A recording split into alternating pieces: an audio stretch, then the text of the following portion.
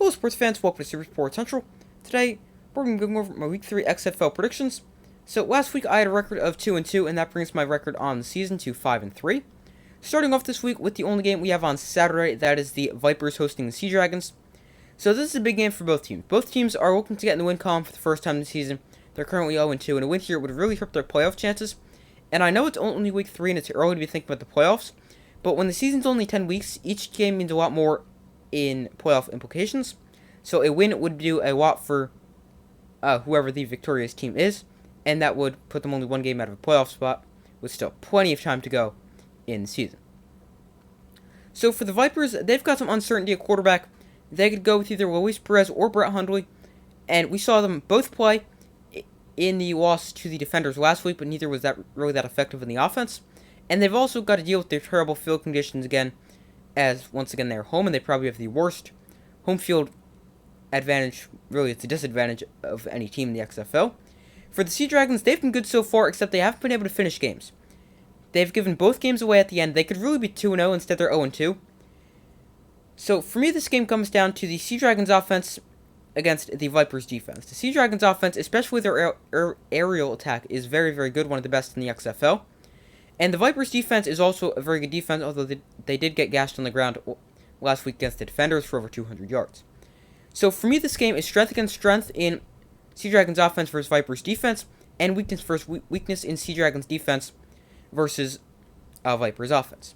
So I could see this game going either way, but I'm going to take the Sea Dragons. They've shown they're a good team. They just haven't been able to complete a game and really finish at the end, and I think they're going to be able to do that here, and they will defeat the Vipers for their first win of the season, winning 20-15. Moving on to the games on Sunday, we have the Defenders hosting the Battlehawks. So these two teams are tied atop the North Division at 2-0, but after this week, only one of them will remain undefeated. So the key to stopping the Defenders is stopping their rushing attack, because they ran for over 200 rushing yards last week in their win over the Vipers, and that has really been their only offensive success, because their passing game has been atrocious so far. So I'm interested to see how the Defenders use their quarterbacks, Jordan Ta'amu and De'Ara King.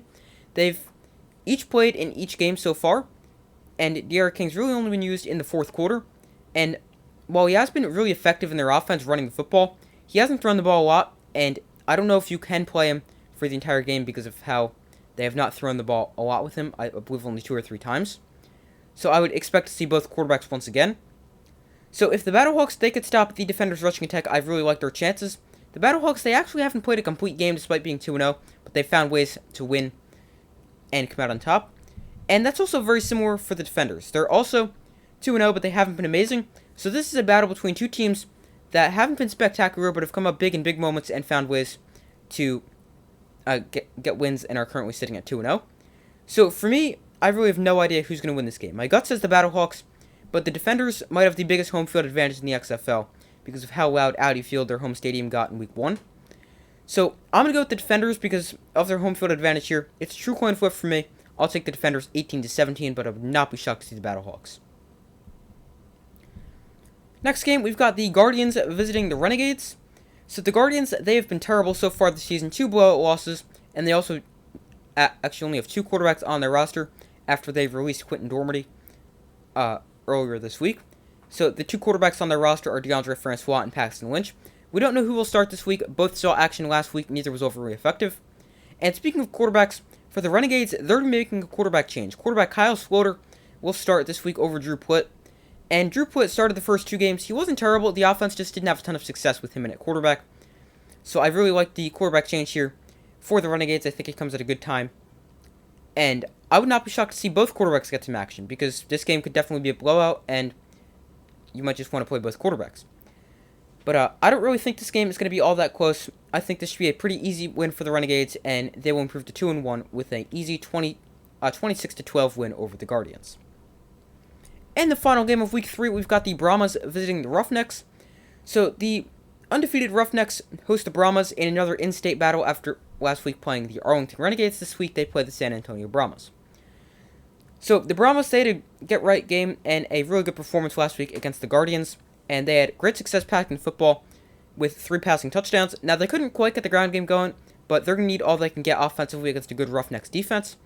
This is a game I could definitely see going either way. The Roughnecks, they've been the most complete team so far in the XFL. They're the favorites to win the championship, and they're the favorites for a reason. I'm going to give them the win, but I do think the Brahmas are a very, very good team, and I do not think they will go down easily. I think the Roughnecks will barely escape their in-state rival, defeating the Brahmas by a score of 23-21 and remaining undefeated in franchise history.